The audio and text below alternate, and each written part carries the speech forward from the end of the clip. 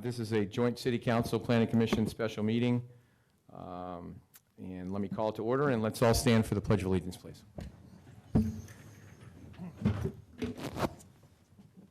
Pledge allegiance to the flag of the United States of America and to the republic for which it stands, one nation, under God, indivisible, with liberty and justice for all. Okay.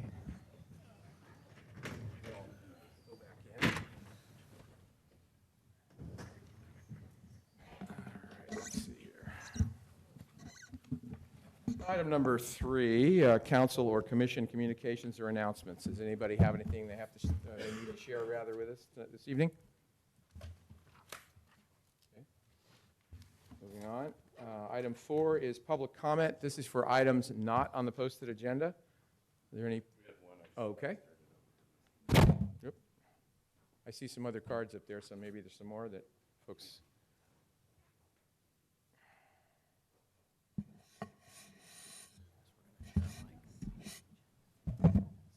All right, so I have two folks that would like to speak on items that are not on the posted agenda. Paul Magginetti. Paul?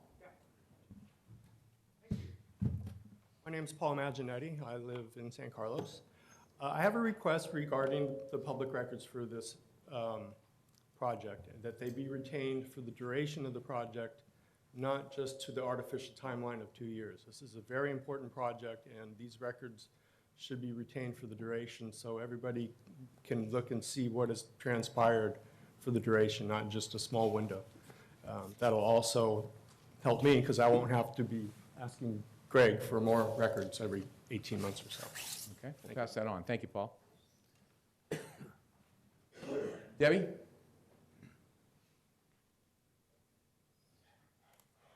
I have a request that Brian Mora be investigated.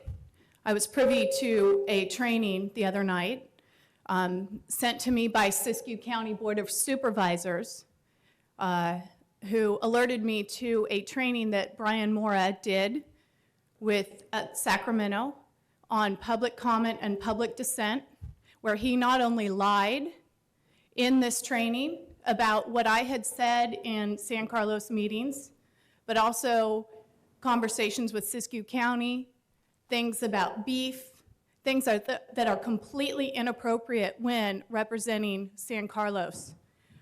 There's also been complaints about Brian sending emails to partners within the projects that are going on, and I think that taxpayers who are paying him money deserve to be respected, honored, and protected.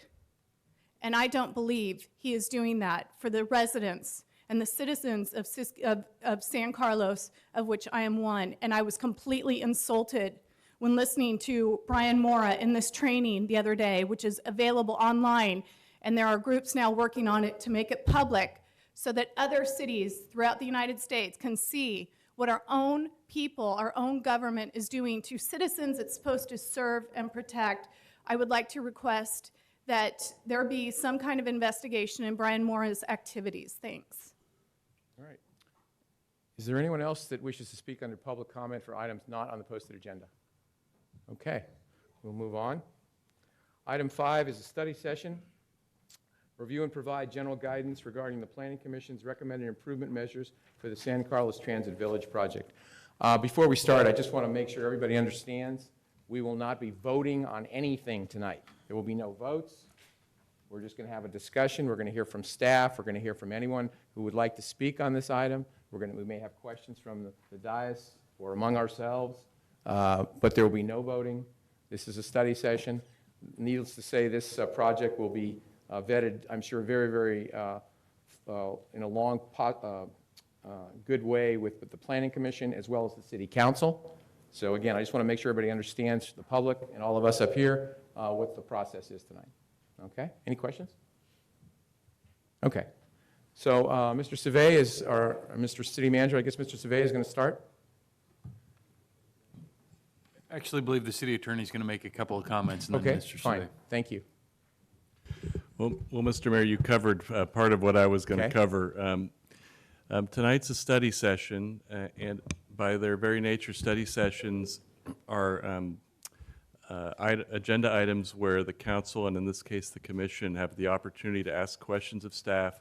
And we've agendized this to provide general direction, but that you will not be making any decisions on the project or any specific recommendations that you might, the council might want to make back to the commission.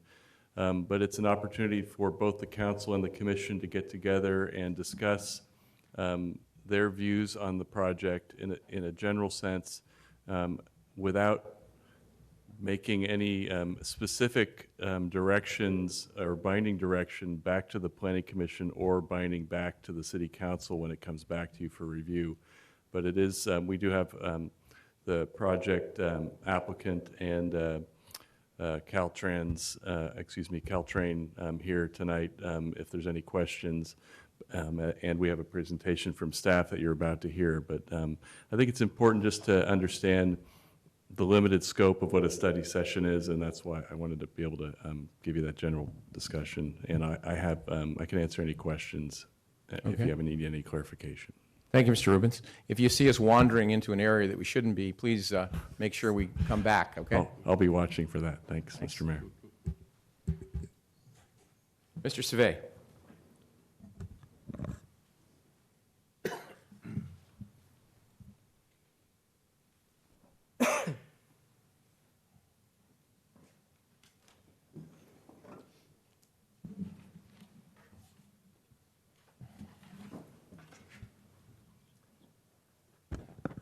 Good evening, Honorable Mayor, members of the City Council, Honorable Chair, and members of the Planning Commission. I'm Al Savay, Community Development Director. And the purpose of tonight's study session is to review and provide guidance on the draft improvement measures. And as noted, no final decisions will be made this evening. In terms of staff's presentation, I'll provide an overview of the improvement measures and what they cover. And I'll also ask Dr. Spano, Sean Spano, to come up and talk about the mediation process between the stakeholders. Following Dr. Spano's remarks, I'll talk in more detail about the issues in the project process matrix and how some of those issues correspond with some of the improvement measures. And then, of course, we're available to answer questions. And then, of course, moving on to the study session. I'd like to make a few introductions. Colette Mounier is the city's project manager going forward for the entitlement process, and she's here tonight. And so you'll be seeing more of Ms. Mounier as the project goes forward. And we also have Lisa Porras, our principal planner, a new principal planner with the city here. From Legacy Partners, we have Jeff Bird and Jesse Couch and John Ward to answer questions. And from Samtrans, we have Brian Fitzpatrick. So you can ask any of these individuals questions or direct them to staff, and we'll point out the right person. The improvement measures were developed by the Planning Commission as part of the environmental impact report process. And during the Commission's discussions, a number of important issues came up, and they weren't necessarily achieved through mitigations of the environmental impact report. And the intent of these improvement measures was really to advise the applicant and advise staff moving forward on the next phase of the project, which is the merits of the project or the entitlements of the project. And the improvement measures that are shown there on the screen were pre-developed by city staff. And then these were the Planning Commission's improvement measures, and those are also attached to your staff report. And these are some of the key issues I've highlighted there. And the red asterisks represent areas that have some overlap with the issues discussed in our mediation process. A separate mediation process has been taking place over the last few months, and the stakeholder mediation group consists of people from the GSC board, city staff, Samtrans, sometimes Caltrain staff, and Legacy Partners. The mediation sessions were initiated by staff to try and improve the communications between all parties and have some in-depth discussions about some of the issues that were of deep concern to the Greater East San Carlos Neighborhood Association. And I can say that as part of the process, everybody's come to the table in good faith, has put a tremendous amount of time and effort into the mediation effort, and there's been thorough discussion on a number of key topics. And some of these issues, some of the key issues there are noted on that slide. Some of those up there with the asterisks denote where there is a correlation between some of the issues that were brought up and discussed at the mediation sessions and the improvement measures. And at this point, what I'd like to do is ask Dr. Spano to come up and talk about the mediation process and his remarks as an independent person coming into this process. And then what I'd like to do after his remarks is come up and talk a little bit more about those, the matrix issues, and then open it up for more discussion. Thank you. Thank you, Al. Mayor, City Council, Planning Commission, thank you for allowing me to speak tonight. My name is Sean Spano. I am a communication consultant and a professor at San Jose State University in the Communication Studies Department. The report that I'll be providing an oral presentation of is in your packet, and the purpose of this is to provide you with an update and overview of the stakeholder mediation process. In August of 2012, I contracted with the city to design and facilitate a series of meetings with the stakeholders that we just heard, the GESC Board, Legacy Partners, Samtrans, and the city, to facilitate a series of meetings around the San Carlos Transit Village project. I designed the process in 2 phases. In phase 1, I did a series of pre-meetings with each of the stakeholders and met with them separately, establishing some relationships with them, hearing the issues from their perspective, getting their input on what they would like to see in the stakeholder meetings. We then, after meeting with each of them separately, we then started having our stakeholder meetings, and the first one was in September of 2012. We had 10 meetings total. Different kinds of meetings. Most of them were the full stakeholder meetings where all the stakeholders were together. There was one meeting with just the GESC board and city staff. There was another site tour meeting where we actually spent a couple hours walking around the neighborhood, the site, and so forth, and saw sight lines and that kind of thing. The last 2 meetings that we had in February were with GESC, city, and Legacy, and then another meeting with GESC, City, and Samtrans to take up the issues that were more specific to the developer as well as to Samtrans. In November of 2012, I developed the issues matrix and started tracking the issues on that matrix. So after every meeting, I would update the matrix with what we had talked about in that meeting, identifying what the issues are, where the points of agreement, where the action steps are, and where the differences are. You heard the issues, the primary issues that were talked about in each one of the stakeholder meetings, and we fluctuated between various issues. Some new issues came up and other issues dropped out. The list that you just saw was really the core list of issues that we talked about, and Director Savay will come back and talk about those in a little bit more depth. What I'd like to do now is just talk a few minutes about the mediation approach and my process observations. So I'm a professor of communication studies, so I put communication front and center. And it should be no surprise that as a professor of communication study, I think communication's important. I think it's really important. It's not just what we're talking about, it's how you talk about these things. And communication literally constructs relationships, it shapes decision-making processes, it helps to mediate differences, but it also works in the other direction. Bad communication, ineffective communication, lack of communication can impede relationship development, can stifle decision-making, good decision-making. So my focus throughout this whole approach was to create a climate and a context for all the stakeholders to speak candidly. What's important to them? What do they care about? What are their interests? And to be able to create a space for them to be honest and genuine about their positions. And at the very same time, to create a context for listening, to hear the other stakeholders, their positions and interests, and to do that within a climate of understanding each other's positions, as well as mutual problem solving, and trying to move and gear the conversation away from polarization, antagonism, diatribe, personal attacks, and that kind of thing. So I'm under no illusion that we have established with the stakeholders total trust and transparency. After the pre-meetings, what I observed was there were serious issues of trust and transparency. The project goes back a long way. There has been a lot of communication among the stakeholders. There's been absence of communication among the stakeholders.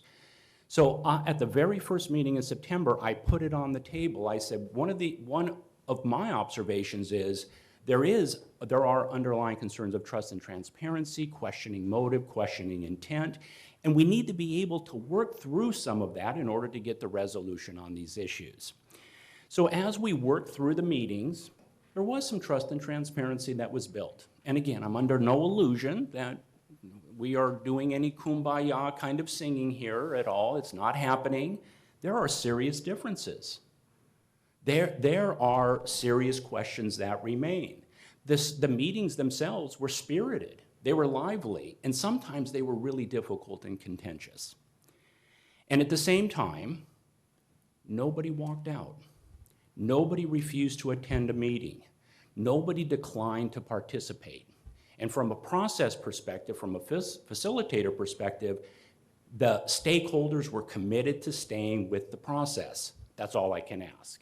And I think they should be commended for that. I think it's a testimony of their commitment to this process. So as I move forward here, I do want to say and echo what we heard from Director Savay, that it was my sense that the stakeholders came to the meetings in good faith, all the stakeholders came to the meetings in good faith, ready to engage and ready to negotiate. Where are we now? Earlier in January, I started articulating to the stakeholders what might be a potential, and I'll put that in quotation marks, end game. And the end game, as I envisioned it and share with the stakeholders, is that the issues matrix that I was working on after each meeting and keeping track of the issues, I would hand that issues matrix over to Director Savay, who would begin to craft an MOU. And the MOU would identify precisely where the areas of agreement were among the stakeholders, utilizing the language from the issues matrix. As I reflect back on that, the issues matrix was distributed via email to the stakeholders week before last. As I reflect back on that, we might have been one meeting too early on moving the MOU forward, because there were offers and counter offers that were made via email to the MOU, and those should have been done in a face-to-face meeting, but they weren't. And I'm going to take responsibility for maybe pushing the MOU too soon. At the same time, I also want to say that moving the MOU and pushing it towards where are you all in terms of agreement helped to solidify, clarify the issues, and provided movement towards closure. So you don't have the MOU because it's not ready to be publicly disseminated yet. But you do have the issues matrix, which keeps a good track of the issues going forward. And so at this point, let me close by, I know that this is a study session. Any advice you have for us in terms of process going forward, suggestions for the process going forward, encouragement, should we go forward with additional meetings, not additional meetings? That would be very helpful for us in terms of the process and whether the process moves forward any further or not. And so now I'm going to turn it back over to Director Savay, who will walk you through the issues matrix and where we stand as of today on those specific issues. Thank you. Thank you, Dr. Spano.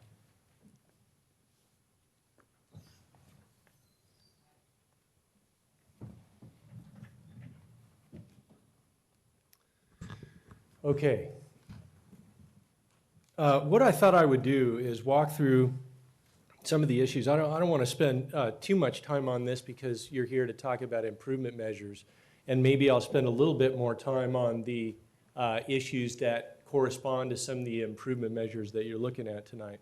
But I thought I would talk about a number of them, and one would be Old County Road. One of the key issues for the Greater East San Carlos Neighborhood Association was that Old County Road at the rear of the development be protected during construction and after construction, and not be damaged in any way or taken in any way by electrification of Caltrain or a future high-speed rail project.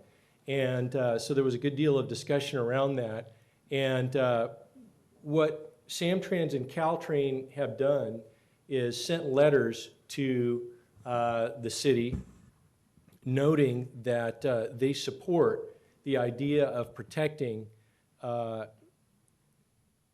Old County Road and trying to avoid impact and representing that position from the Joint Powers Authority or Joint Powers Board on up to the high-speed rail, through high-speed rail as that moves forward. A number of issues that don't necessarily correspond to the Transit Village project were issues surrounding zoning, land use, and the GSC refers to it as GSC 2050. And what they wanted is an assurance that the city would not rezone their property or change their land use of their single-family homes in their neighborhood to some higher density use or some other higher intensity land use. So they wanted assurances from the city that that wouldn't occur. And also there was concern about the height of buildings along the East San Carlos area here. As part of the zoning update process, the zoning was established, changing this area from industrial zone to a mixed-use zone that would allow for residential, retail, and office uses. The concern that was expressed is that the current zoning there allows for 3 stories of development.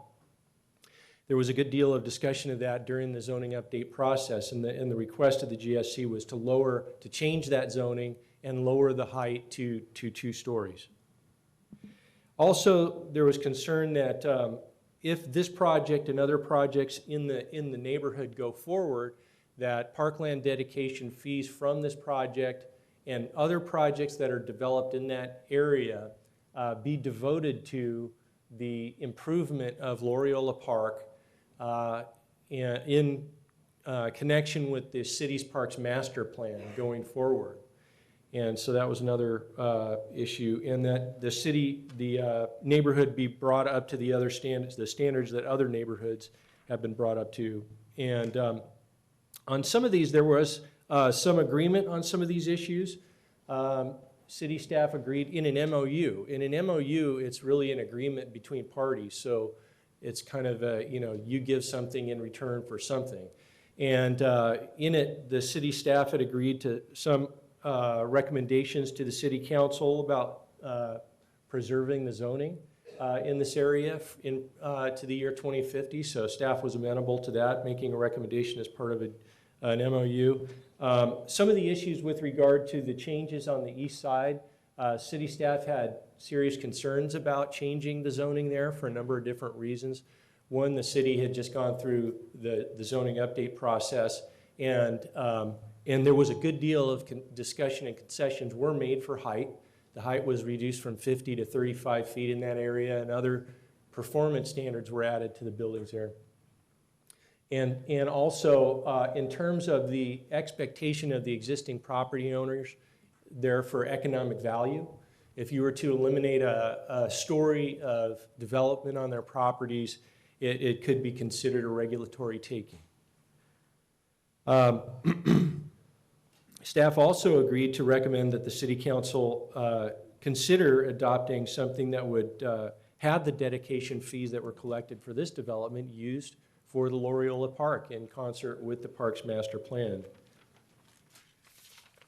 In terms of height, one of the key issues that we've heard for some time is height. And height has its relationship also to density and shadows and light. And so there was a good deal of discussion around height. And prior to this, we had seen the applicant's proposal and the various heights and the variation in the heights there.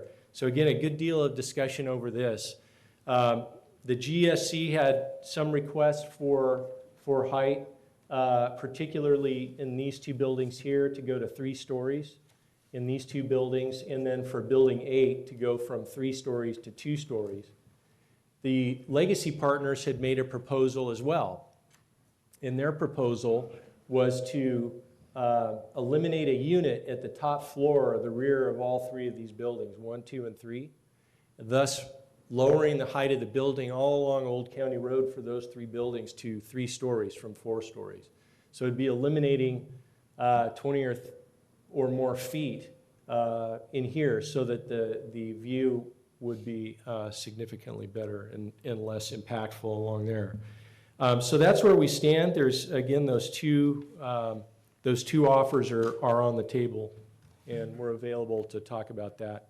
In terms of toxics, that was another issue that was brought up, and it was agreed that the cleanup efforts would be part of the mitigations of the environmental impact report.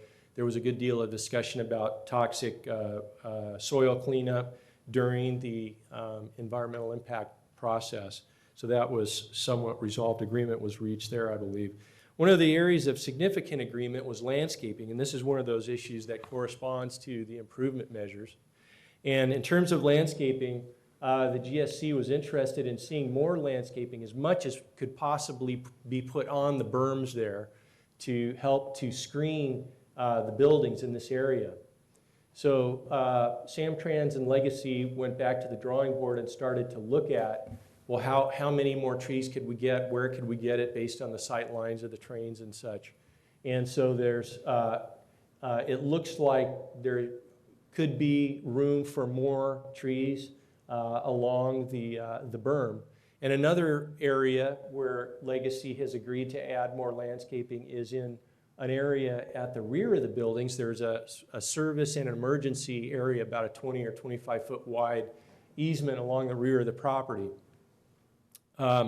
City staff and Legacy Partners met with the fire marshal to see if the fire department would be amenable to allowing for fire access back there, but looking for areas where we could add trees. And so we came up with some solutions to that, and it looks like a fairly significant area in the rear here will be able to add some more trees to the development there. One of the other issues was maintenance and irrigation, and people want to make sure that if trees are planted, that they be maintained in a healthy growing condition. And so that would be part of the conditions of approval as well, some kind of a maintenance, master landscape maintenance program, irrigation, and replacement of dead trees. In terms of parking, some of the issues around parking, there's concern about spillover into the neighborhoods, and again, that's another area where the discussions in the mediation connect to the improvement measures. And one of the issues was consideration of a permit parking program in the residential neighborhood, primarily south of Holly Street, but also let's take a look at doing it on the north side as well, if necessary. So there was talk about the city starting that process early and looking at the cost and administration of a permit and starting to work on an ordinance to present to the city council on that. Also, there was talk about what kinds of parking would be in this area to maybe help prevent overflow into other areas of the city, such as free parking. Maybe the city could have a partnership with Samtrans, where Samtrans would offer the city some vehicle to have some free parking there, parking usage, and things like that. So different free parking options. And so those were some of the issues that where there was some agreement. In terms of shuttles, one of the issues that came up is shuttles, and the current shuttle service is here. There's 4 shuttles that run on this side of the depot, and they kind of compete with this area with the taxi cabs that are there. And the issue is that some of these vehicles over the years have been going through, instead of making a turn onto East San Carlos, maybe going down some of the other residential streets and speeding and issues such as that. So safety and speeding issues with the shuttles. So again, as I noted, there's 4 shuttles running, I think, 4 or 5 trips a day each, and they service a number of the businesses in the area. And so the idea is the GSC would like those moved over onto the other side in their entirety, and that this area be eliminated for any kind of vehicles, taxis or shuttles, and that all the shuttle service would be on the east side in the new multimodal station area. And Samtrans has agreed to study the issue with the city and share the costs of studying the issue. And the issue for the city might be, are there any unintended consequences with moving those shuttles over in terms of level of service, circulation movements, and driveway movements? Maybe Cherry Street, will it impact Cherry Street when the new light goes in? And it actually, taking a look at that, developing some analysis before the city makes a decision. So that's where we are with that at this point.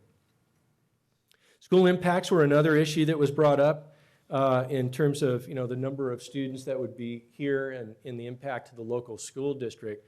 However, the city's hands are really tied on this issue because there's an assembly bill or a state bill 50 that says that when you pay fees, the fees that the state asks, then that results in full mitigation of any school impacts, and the city can't ask for any other mitigations. And finally, pedestrian crossings. There's a concern about providing crossings here and at San Carlos Avenue, and particularly at Cherry Street.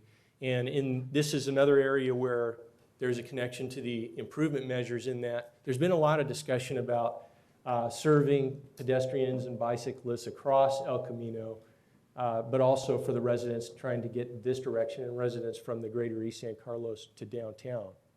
And so there was agreement that to improve the pedestrian crossings at coming this direction and at this intersection here and at Cherry Street as well. And this would be improved as part of the East Side Connect project.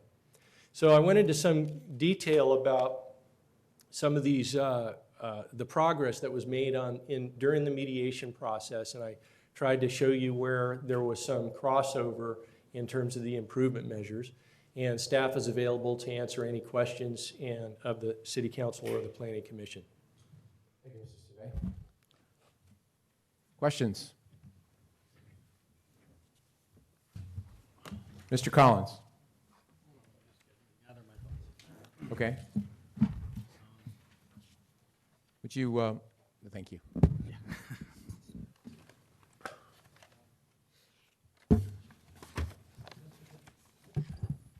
I have a mic. Can you hear me now?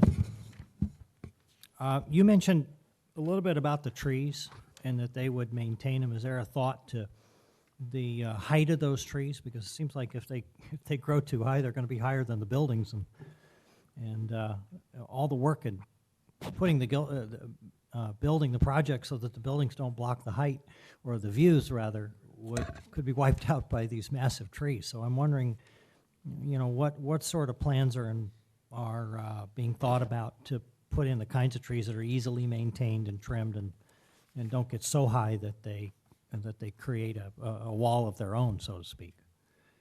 Well, yeah, there was a good deal of discussion. I don't know if this thing's working, but there was a good deal of discussion about the types of trees and how tall they should be. And I think the initial intent, and I might be corrected, but I think the initial intent was to screen the buildings, the view of the residents on the east side to the buildings. So to try and get as many trees as possible to screen the buildings so that you create really a landscape buffer there. So there was some discussion about, what kind of trees should they be, columnar, very tall, redwoods, or other kinds of trees. And in terms of the landscape maintenance plan, that would be something that, and the species of trees would be developed as part of this next phase, and that has not been developed yet, but there would be a fairly detailed landscape plan with maintenance and irrigation and replacement in it. Okay. Mr. Marsh, excuse me, Mr. Collins. I believe what Al is talking about is absolutely correct. The idea of planting as many trees as possible is to screen the buildings, because from the residents' point of view, they're actually losing all of their view of everything to the west. And so rather than looking at buildings, they would much rather look at a forest.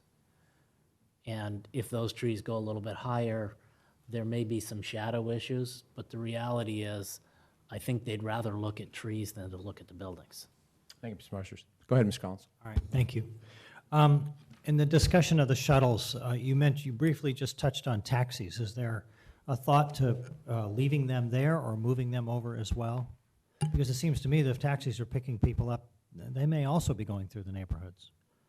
Yes, the intent of, even with just the East Side Connect project, was to move the taxis over to the multimodal station area and have an area there, a new area for taxis on the west side. So that was an earlier intent of that earlier project. So yes, that was it. But the intent of the East Side Connect project was to leave the shuttles, move the taxis, but leave the shuttles.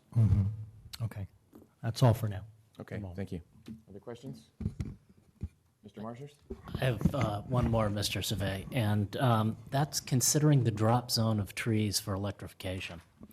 I was at the electrification, Caltrain electrification EIR, and one of the concerns that I had after attending that meeting was they seemed to anticipate the idea of a drop zone where limbs or trees would not be able to interact with the wires. And so has that been taken into consideration when you're looking at expanded areas for trees? I'm going to ask Brian Fitzpatrick to talk about that specifically.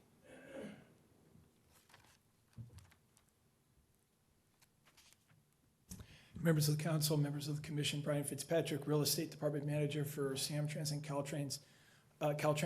Mr. Marsters, in answer to your question, I think we can say that, and hopefully one of the GESC guys won't say that we disagree on this, is our goal at Caltrain is the same as the GESC's goal, which is to make sure that every tree we plant isn't taken out by electrification. So right now, our engineers are reviewing the plan for basically two primary concerns. One, Mr. Savay had referenced sight lines.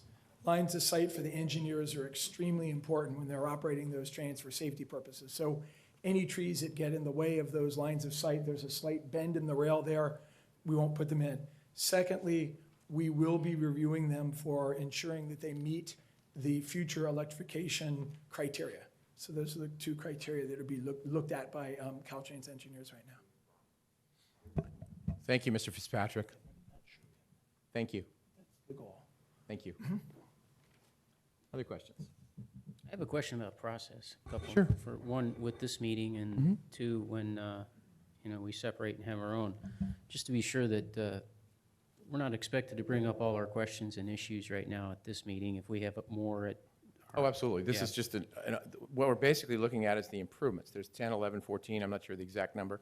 We're looking to ask questions specifically. If we have questions about those improvements, then the public will speak, and then we're going to have discussions and we can give opinions on some of those improvements. I believe that's the process. If I understand you correctly in what you said, and looking at this agenda as well, the focus is on these improvements. Absolutely. But when we get to bigger and broader questions, we should save those for that Yes, time. because we're going to have, the planning commission is going to have, I'm sure, multiple meetings, and we're going to have multiple meetings about all these items, yes. We're not going to have this isn't the one and out, not at all. Right, okay, good. So I had a question regarding when the talk was made about the impact of parking and traffic to some of these residential areas. If it was ever considered, and I'm just going to throw this out there, it may be totally abhorrent to some folks, but the idea comes to mind of at least looking at and exploring the idea of McHugh, and then I forget the street that's south of McHugh, or south of East San Carlos Avenue. There's McHugh, there's Montgomery. Okay, so there's East San Carlos Avenue, and then there's Montgomery. And if the first block of those streets from Old County Road to the first intersection, and on most of those, I think that's a stop sign at those intersections.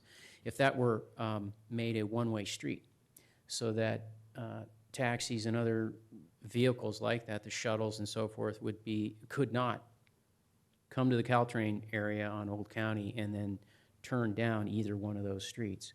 So if the east side's interested in looking at some concept like that or not, it seems to me if East San Carlos Avenue, on the other hand, were left as a two-way street as it is, then that becomes the street with the traffic, and that's primarily industrial. It's the backside of the residences without any access for the most part. Questions? Let's see if we can keep it to questions, and then we'll have a discussion about different ideas and things after that. Anybody? Mr. Marsters again? Can I just want to clarify a little bit from what Councilmember Grocott said. There will be additional meetings, but in talking to Mr. Survey, the next meetings will actually come once the project is submitted. Because there is no project.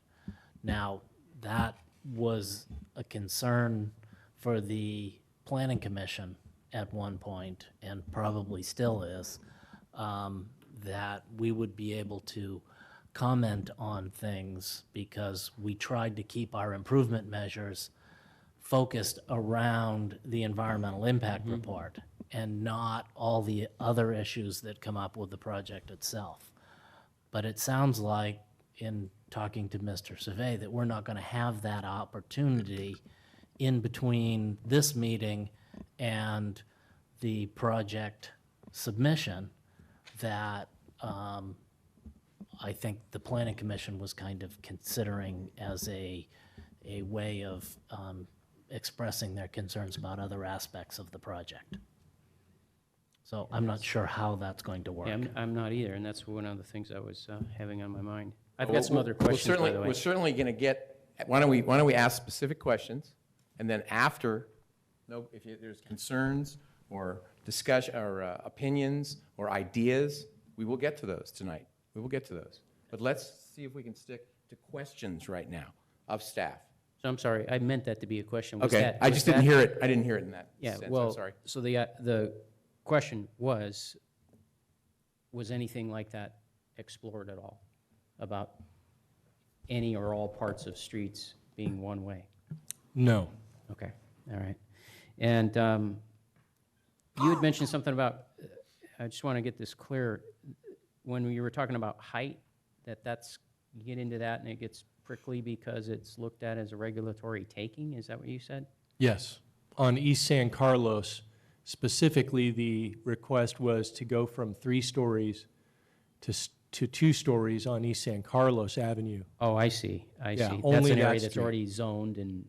It's already zoned, there's an Okay. expectation of usage. Gotcha. All right. Just wanted to get clear on that.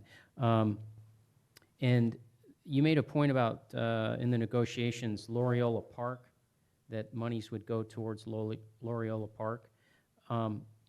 Was that, I'm concerned about that language.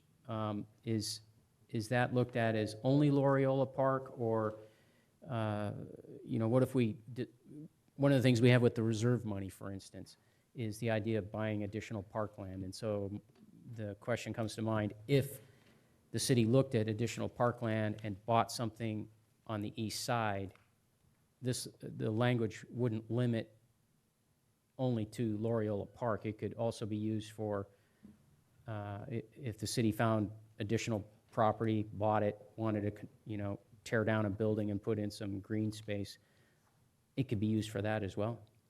I think that was the Intent. of the neighborhood, yes. Okay, so we might want to look at that language or whatever. And when you were pointing out about the pedestrian crossings, did you include something that would allow for, say, commuters that are walking to the train to get to work from the north side, how they get over Holly Street? Yes, That's being that would looked be at as well. improved. Yeah, So some kind of improvements being looked at for that as well? yeah, crosswalk improvements. At grade? Yes. Could anything else be looked at? There's been discussions about bridges and Yeah. raised pathways, but from an engineering standpoint, it would be nearly not impossible because, you know, you could buy anything if you had millions and millions of dollars. However, from an engineering standpoint, you'd be looking at a multi-million-dollar, very difficult, complex project. Is that because of the height of the grade separation and clearance That's underneath correct. with vehicles and all that? Right. Gotcha. Okay. All right, thank you. Okay, any other questions on, and again, I do realize that the planning commission provided most of these improvements, so I don't expect you're going to have very many questions of staff, but I still keep looking over. I want to make sure I don't leave you out of the discussion. Mr. Collins again. Yep, a couple more. Look at you.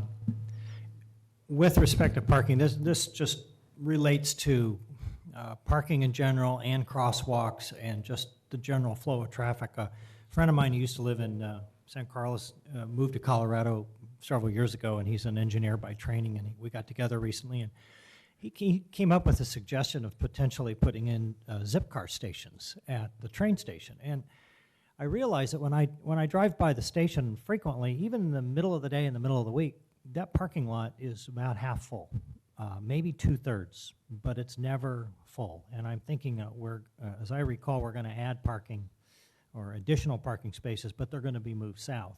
I'm wondering if the whole Zipcar station concept could be incorporated into this project, at least have Samtrans look into it. I think that would encourage a lot of things, you know, less people driving less, and the idea is catching on a lot of different places.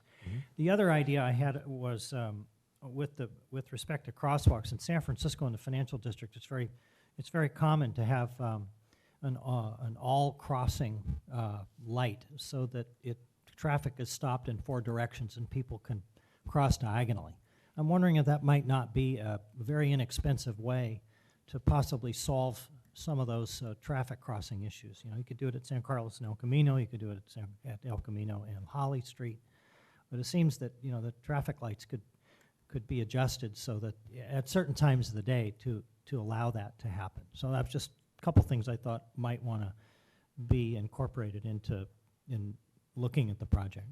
Mr. Mayor, may I respond to those quickly, or would you prefer Yeah, not? I'm trying to keep it to questions, but I'm Okay. not doing a very good job, am I? That's okay. Those were, I would say those were good enough for questions. Those were Okay. good questions. I think on the Zipcar issue, yes, I think Samtrans could look at it. I think it's something they could explore.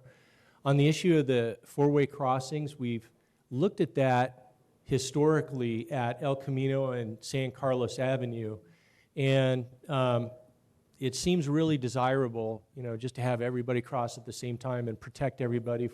But a couple of issues. One, Caltrans has certain regulations and models, and that's out of their wheelhouse. So you'd have to have them modify what they normally would allow, one. And two, from a traffic engineering standpoint, you're stopping traffic in all directions at the same time. And so that has an impact on level of service backing up to other intersections. And so it has a much wider impact than keeping some of the traffic moving and stopping others. And so for those 2 reasons, the idea has been sort of dropped from an engineering standpoint over the years, but it has been explored in the past. Thank you. Mr. Olbert, do you have questions? Oddly enough, Mr. Mayor, I only have some suggestions I want to make when we get Okay. through the discussion phase. Okay, good. Ms. Clapper? No. Okay, anybody on this side, any questions? Okay. All right, thank you. And like I said, we will have opportunity for comments and suggestions and all the others. So at this time, I'd like to ask anyone who would like to speak to fill out a speaker's card. I have 5 of them, but I will certainly take more. And we'll hear from the public. So if you could queue up. First is Bonnie McClure, followed by Dimitri Vandelis.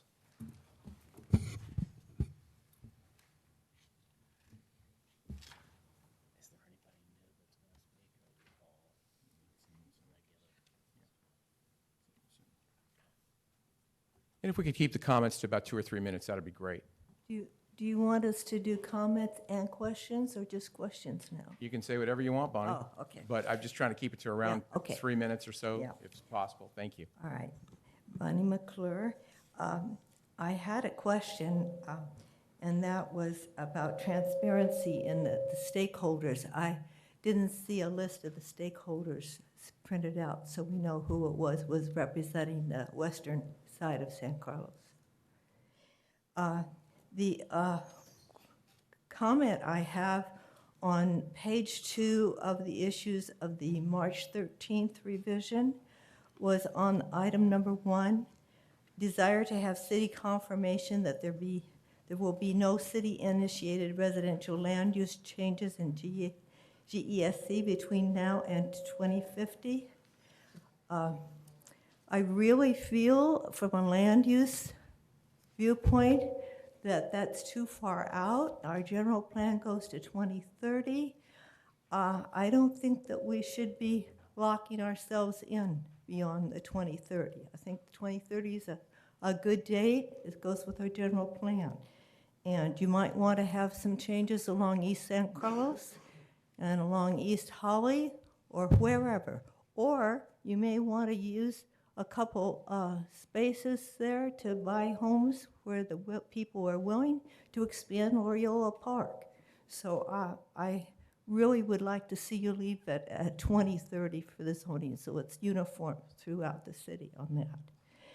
And this, I know it isn't covered here, it's in the initial impact report, and that's we still would like to see actual low-cost housing incorporated in this building. I know that they have a fee that they're suggesting be paid instead, but that's an ideal place for low-cost housing. Thank you. Thank you, Bonnie. Dimitri, followed by Glenn Gelano.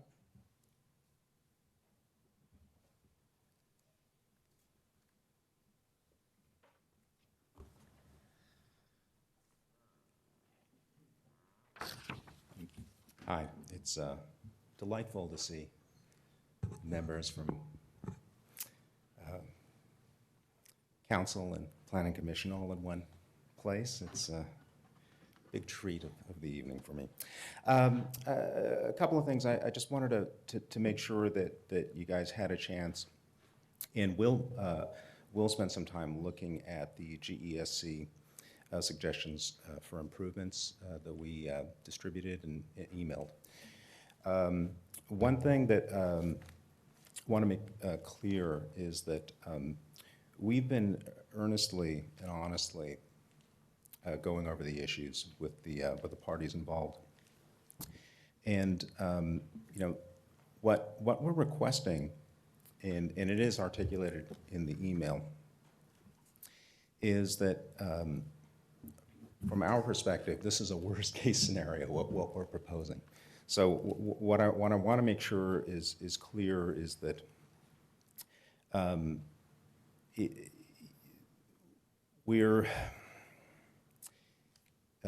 I appreciate the comments that Mr. Spano brought up, but it is in the interests of Legacy and Samtrans to hold back a bit in terms of what they're willing to do, and I think it's incumbent upon both of these bodies to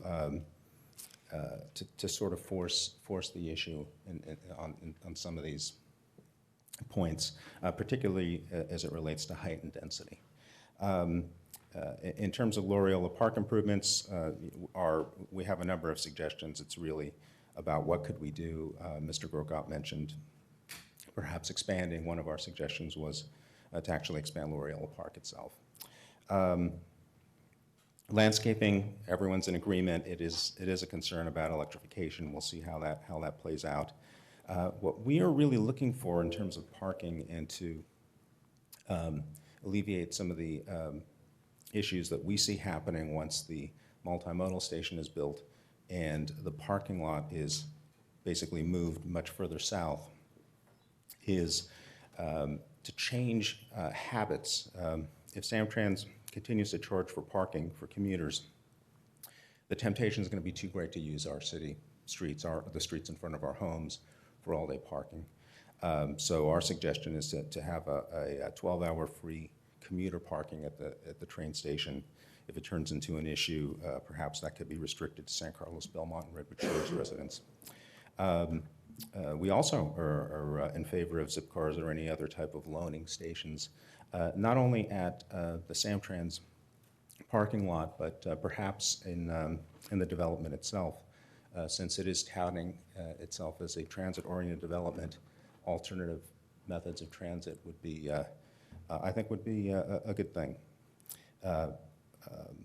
Shuttles is something that has been a ongoing issue ever since they were moved. And as a matter of fact, I have pictures, but I don't have a way to show them on my way over today. There was a shuttle that, while oddly enough there were no taxis, the shuttle did not pull in and was blocking the street partially, the north-south street. This continues to happen. We can have study after study, but after the number of years that we've been facing the problems with the shuttles, there really is no way to solve it other than to move them. There's a new multimodal station. Samtrans is getting federal dollars for it. All the shuttles could be moved. It's been brought up by Samtrans that it could be a safety issue to move the shuttles. However, I've seen shuttles on the western side. I saw 2 buses pulling in and out of the train station, so I'm not sure how the addition of a few shuttles would create an enormous safety burden even now.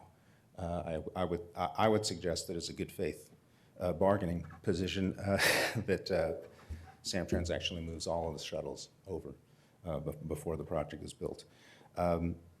Street crossings, I think it's a wonderful idea that was suggested by Mr. Collins. In Washington, D.C., they do that all the time where you can go across.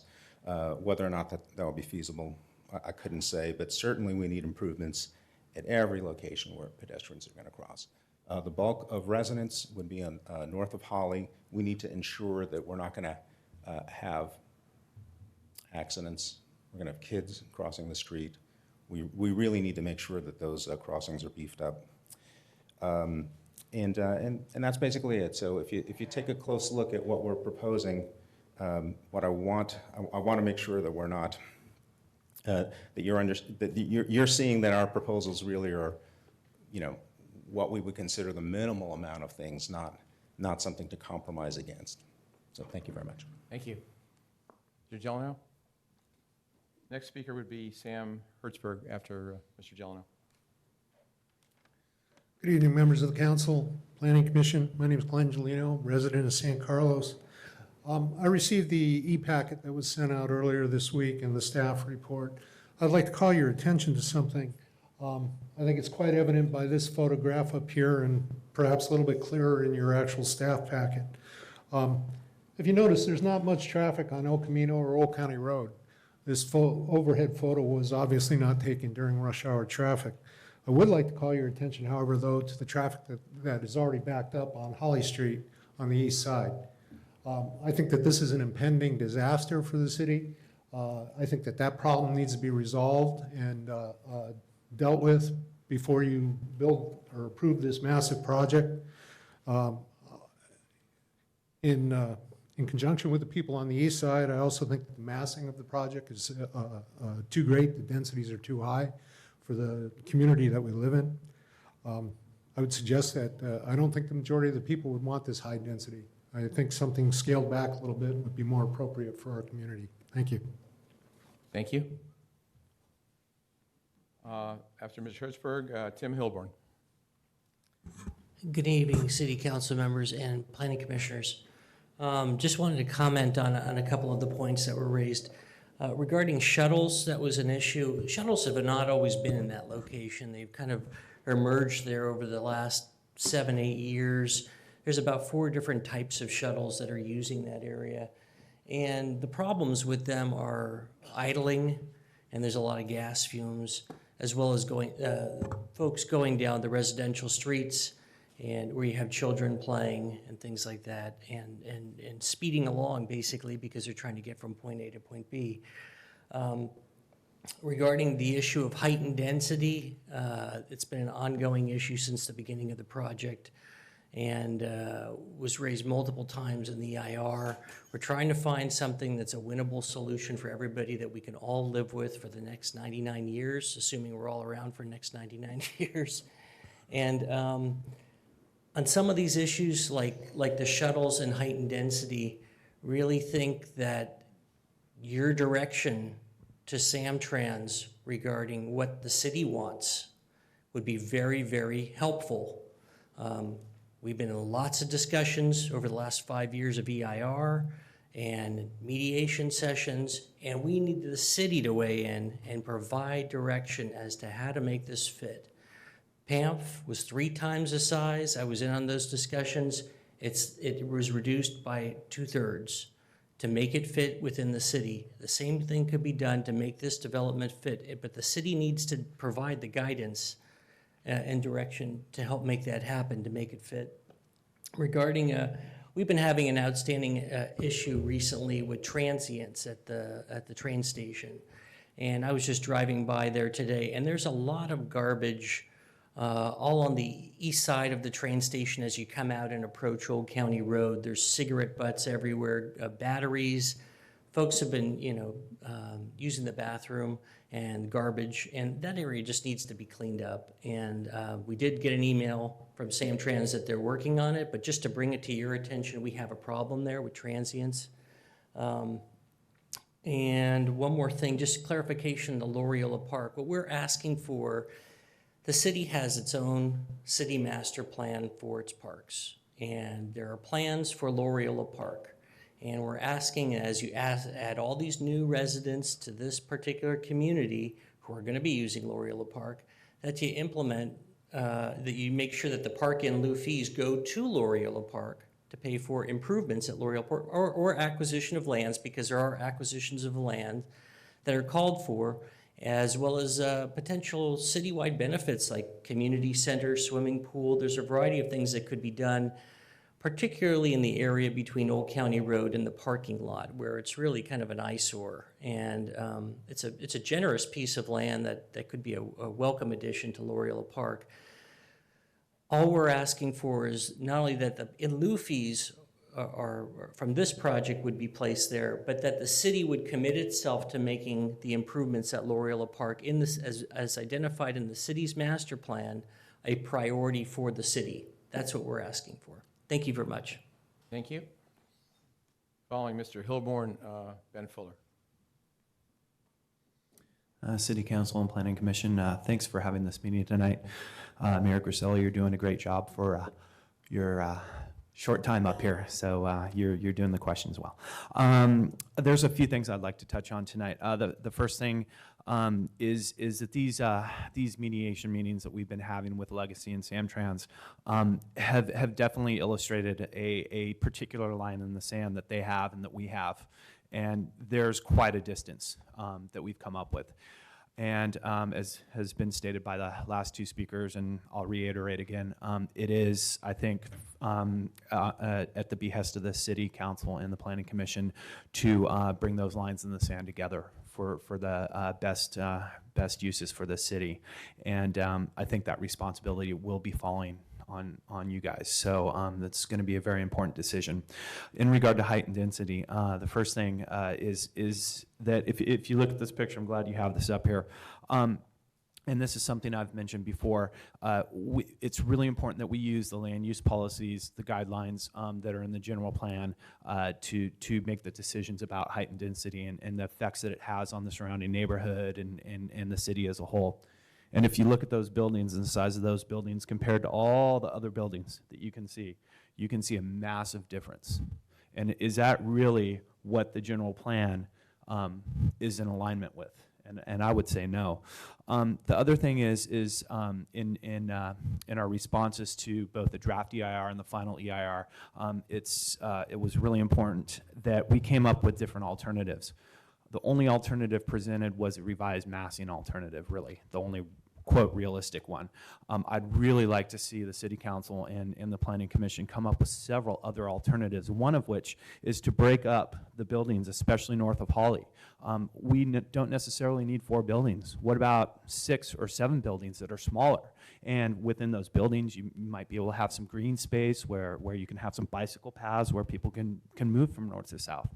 There's a lot of really good options that could come up in regards to this. And I think we're really backing ourselves into a corner if we're staying with that. Second thing is transportation. almost 25% of the cumulative transportation is going to be caused by this, the residential component. We're looking at about 2,500 daily trips. One thing Mr. Grolcott came up with beforehand was, before this is built, we need to figure out a way that those 2,500 trips are going to be addressed, especially on Holly Street. The next thing is the financial impact analysis. I discussed this several times. I went to the EDAC committee meeting, the final meeting on this. I kind of felt this was rubber stamped. One of my main concerns is that the financial impacts in regards to the fire department are $0. If you look at the FIA, and I implore you to do this, it says there will be absolutely no impact, $0 on the fire department. That's a huge, huge mistake. Why are they putting in fire lanes behind this project if there's going to be no fire trucks showing up? So that's something that could really come back and bite us. So we need to be careful about that. And these are some things that I would really implore you to look into, and especially going back and just saying, please, let's look at some other alternatives as far as the height and massing. There are a lot of other alternatives out there. So thanks for your time. Thank you, Mr. Hilborn. Mr. Fuller? Good to see everybody. Thanks for coming together. I want to bring up a point about what I think is a false equivalent, or the fair and balanced thing. One way to look at this is that you just split the difference between what we've put on our offer and what they're putting on theirs. But I want to go back to what Dimitri said, which is the best thing for us really at this point is no project. And we know that's not plausible and likely. So what we put something that we thought we could live with if we had to. Ideally, you guys would go beyond that, but that's sort of the minimum that we think we'd be comfortable with. I want to respond to Bonnie's point. I think a few of you remember about 4 or 5 years ago, an 11:30 p.m. meeting with the Planning Commission after everyone had gone home, when Bonnie's suggestion, which had been rejected by EDAC, was picked up again and voted 5-0 by the Planning Commission to rezone our neighborhood through a form of, and I know I'd get a nickel, if I'd get a nickel for every time somebody used the word eminent domain, I'd be rich, but a form of eminent domain. And thankfully, some members of the city council who are here overturned that result, and our neighborhood remained. And part of the reason that we've gone for this GESC 2050 idea is to stop this just constant assault on our way of life in our neighborhood. We want some assurances that if this monstrosity gets built, and I don't mean any offense to the folks who are the developers or Samtrans, but if this large building gets built, that it doesn't mean that it's just eventually going to result in the demolition of our neighborhood. So that's why we put in this idea to maintain our zoning through 2050. Now, with that said, I did hear the mention, and I want to acknowledge that Holly Street is a little bit of a different thing, and I know you guys have to solve that problem, and so maybe there's a way to parse out Holly Street and come to some sort of resolution with getting folks to the 101 that still allows the single-family residential zoning to be maintained for the rest of Greater East San Carlos. I want you guys to think about that. The same person, Bonnie, you mentioned that our view is a pimple. You use that exact term. We have babies strolling up and down Old County Road with their parents looking at those beautiful hills that are the Pulgus Ridge, and that's hardly a pimple in our eyes. We think it's really important. And Scott, I know you said that we'd rather look at trees than buildings, but we still want to see some of those hills as well. And some of those hills will be visible if we don't build this thing too large. Couple more points. I do want to say that the negotiations have been done in good faith by some of the parties. Legacy has tried to deliver some things. I've been more concerned about Samtrans. I like the folks at Samtrans, but there are 4 major issues, none of which have gotten resolved. Issue number 1 is parking. Their solution is to not give us any free parking for commuters so far, and to basically have us do a residential parking permit program. So we bear the entire weight of that one. Shuttles, they'll study it, but they don't want to move the shuttles yet. Transients have popped up everywhere, and this whole thing of maintaining the train station, Old County Road, the east side of Old County Road it's a garbage dump, okay? It's a total walk of shame. There's no maintenance at all. If you look at The city side, the west side of the train station, it's relatively clean, but the east side is totally landscaped with a million cigarette butts littered throughout. So my question is, if Samtrans can't maintain their own train station, clean it up, all of the trees along the berm are dying. I mean, how can we trust these guys? And they're not offering us anything to actually do the right things in the future. I think we have to really push them to deliver something. It's going to be raining cash at Samtrans from this project, $900,000 plus all sorts of benefits in addition and beyond in the unspoken financial gain that they get every year based on the profit of this project.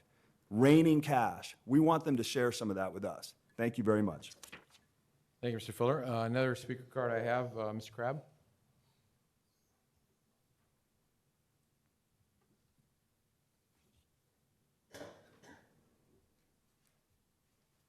Yes. Honorable members of the council and planning commission, I wasn't intending to speak tonight, but I just want to make maybe two quick points. There's a lot of talk about reducing density in this project. This is transit-oriented development. The basic concept of transit-oriented development is density near transit villages, or near transit centers. And if you reduce the density down to whatever level it ends up being down, you're basically compromising the concept of a transit-oriented development. And so I would really like to strongly suggest that we try to maintain that density. Now that said, I think there is work that could be done in terms of changing the massing of those buildings to make them more attractive to the neighbors. And I think that I would like to see Legacy really try to work on that. As the previous speaker had mentioned, maybe break it into more buildings or do whatever else. And lastly, I was happy actually to hear Al Savay's little summary of some of the issues that had come up and that there were in fact agreements on some of them. And I think maybe the first thing to do is to figure out exactly what those agreements are, and Al listed them. And maybe we can kind of go beyond those now, and so we can say those are settled, and now let's just work on the few items that are really controversial, and maybe we'll save everyone a lot of work and effort and pain rather than coming back every time and saying, we worried about pedestrian crossings. Well, it sounded like there was an agreement on pedestrian crossings. So if that is in fact the case, or if there is an MOU, then let's move on and look at some other things. So thank you very much. Okay, thank you, Mr. Crabb. Is there anyone else wishing to speak? I'm not inclined to have other public comment later on, so if you want to come back up, I'll give you a couple of minutes this time, okay? Thanks. I want to make sure everybody gets a chance. Thank you, Dimitri. Thanks for giving me the opportunity to speak again. There's just one thing I forgot to bring up. The southernmost building is 3 stories. It's is essentially as high as all of the largest buildings. And we have formally requested that that be turned into a 2-story building. Of the 2 buildings that have some commercial and perhaps office space use, our suggestion has been if for the city to decide what's more important, if they want more office space, then both the first and second floor could be converted to office space if that's more important. So that was my only comment. Sam? Just one last point to make, and that's that, as identified in your general plan, transit-oriented development is anything within a quarter mile of the train station. You don't have to put all your eggs in one basket here and call it your only transit-oriented development. Wheeler Plaza is a transit-oriented development, and you could have others that help meet the needs. And again, affordable housing is also a need in this city, and there's going to be need to address multiple things over time.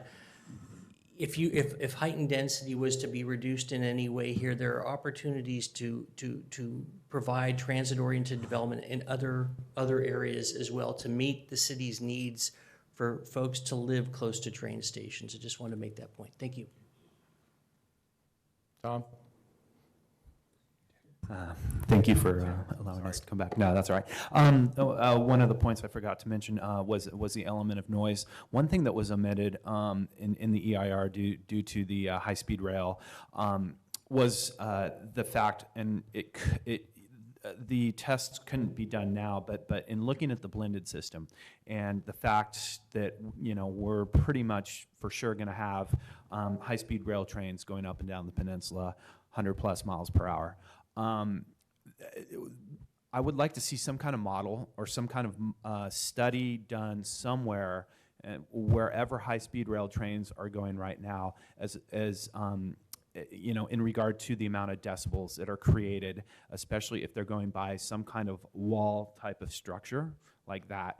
Because, you know, when this happens and it's not that far down the road, the residences are going to have major impacts. And even though it will be electrified, a train going by at 100+ miles an hour creates a lot of noise. And so there was nothing addressed in the EIR for that. And I'd really like to see some kind of model or something and some questions by the City Council and Planning Commission on that, because I think we're looking at a lot of potential noise from that. Thank you. Okay, thank you, Tim.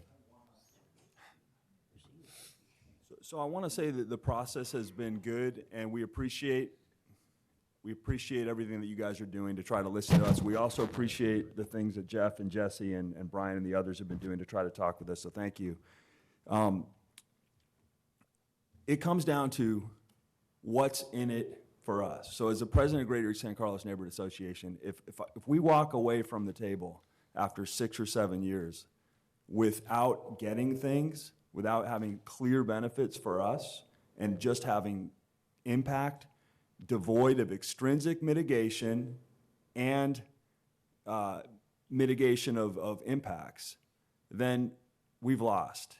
And I think you guys know that we have unlimited energy and unlimited time, and we've shown this, and we're going to continue to show this. And on the other hand, if we'll live with this thing. If something reasonable can be built, and if you guys can come to, because you are now going to have to make a decision, if you can come to something reasonable, and we don't mind these guys, we can work with these guys. Just make it reasonable, and then we'll all be able to live with it. Thank you.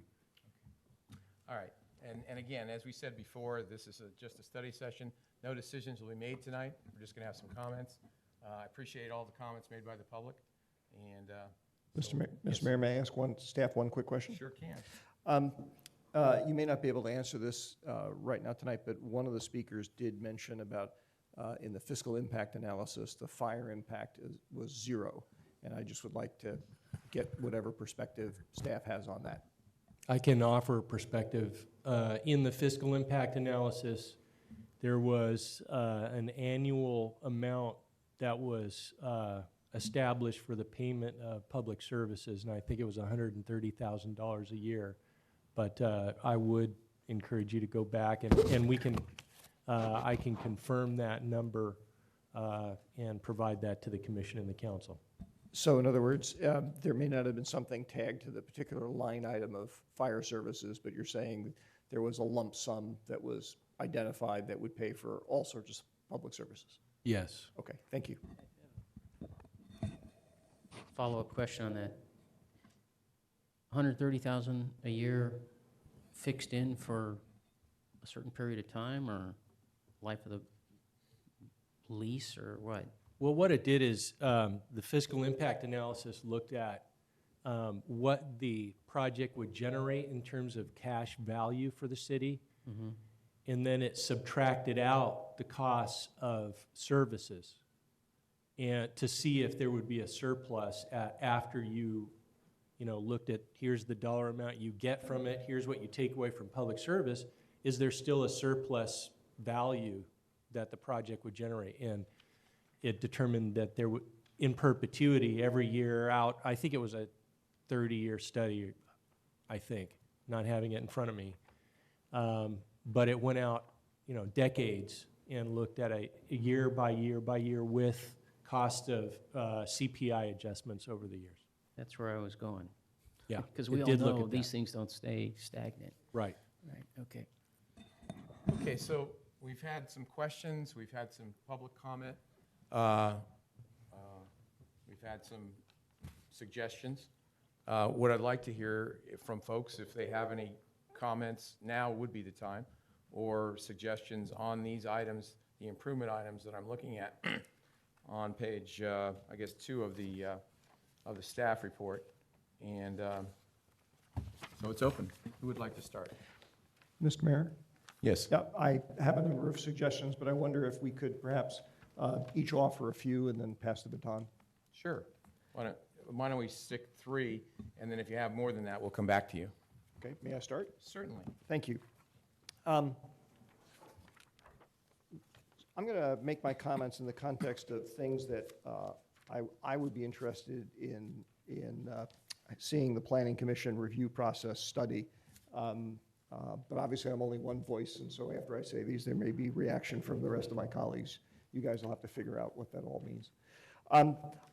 Starting off with probably the most significant one, I actually would be interested in, given my concerns about the impact from an aesthetic point of view on the character of the town, I would actually be interested in an evaluation of whether or not it's possible to limit this complex to 3 stories.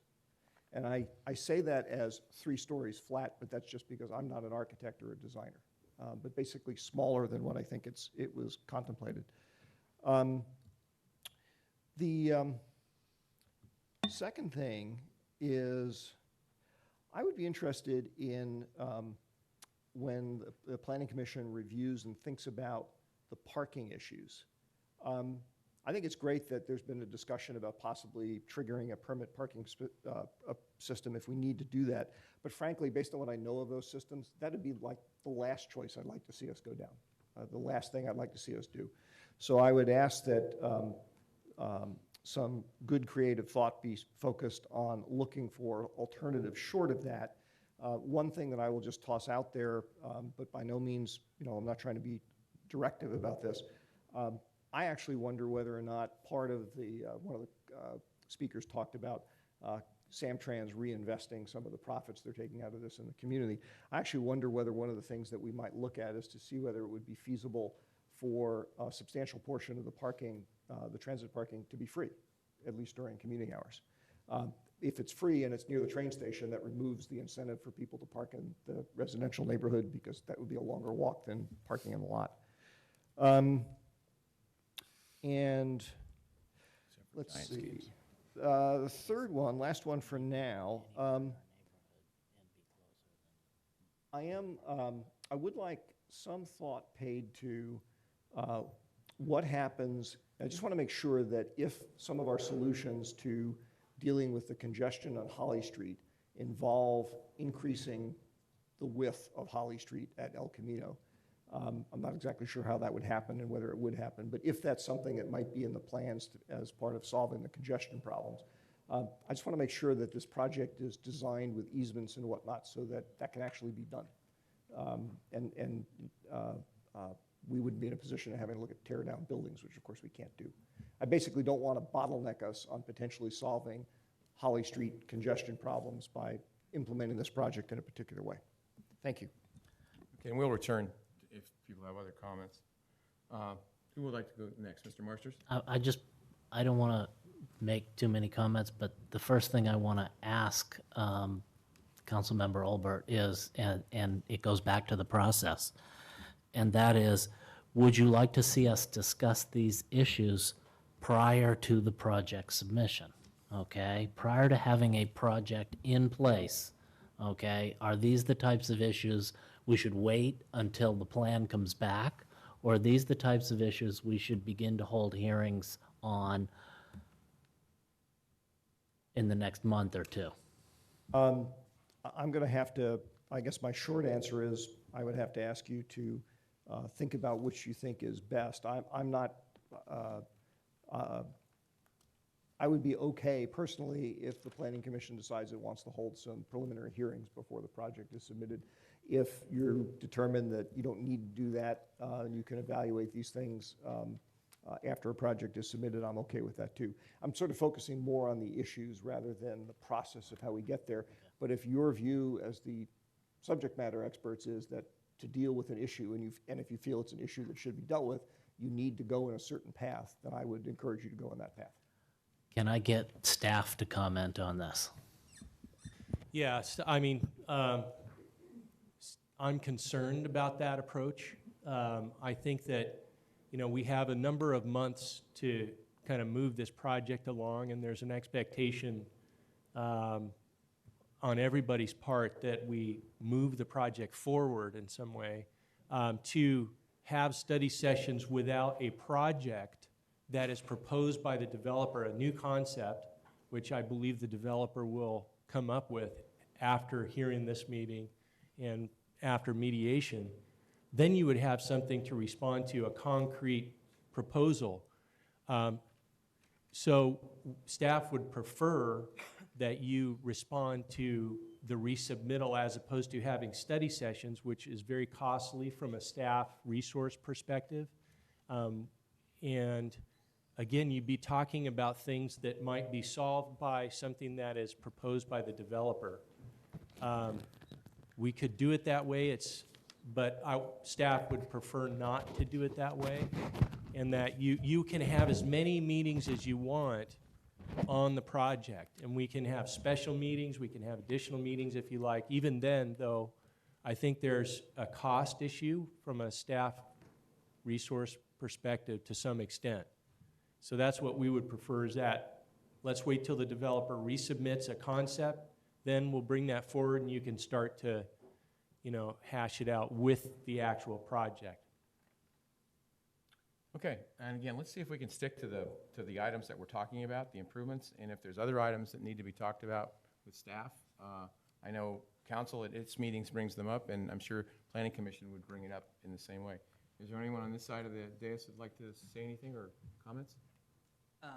David, you want to go? Briefly, I just observed that as far as the discussion in the papers for today about dealing with the Old County Road through letters, that is not terribly comforting to me, both because the letters are completely non-binding and because the letters are extremely vague and non-committal, even as they are. So I just wanted to make a general observation about that.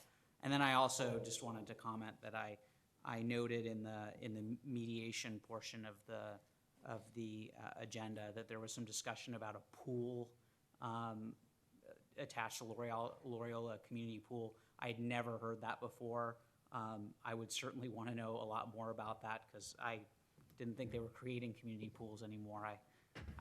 I thought those just didn't work, and so they stopped doing it. So I was kind of surprised to see that in there. So if that's going to be something that is proposed by staff, I'd like to, in the future, know a lot more about what the thought process was with respect to that, understanding this came out of the mediation and not out of any discussions with staff.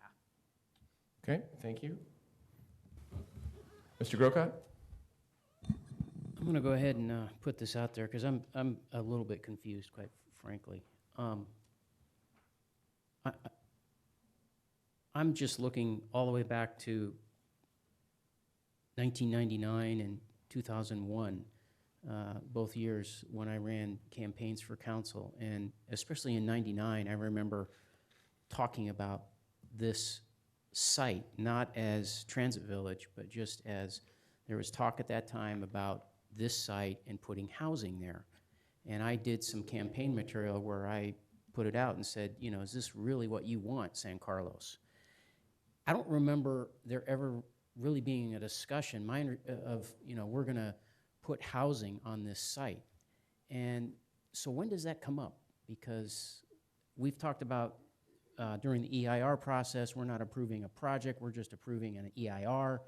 Now we're talking about this list of measures which assume that there's this project that has this kind of mix to it. Even one of the people from the east side here mentioned, I think it was Sam, about, you don't have to have commuter-style housing or whatever it's called, TOD housing at this site. There's other places in the city that it could go. When do we address that question?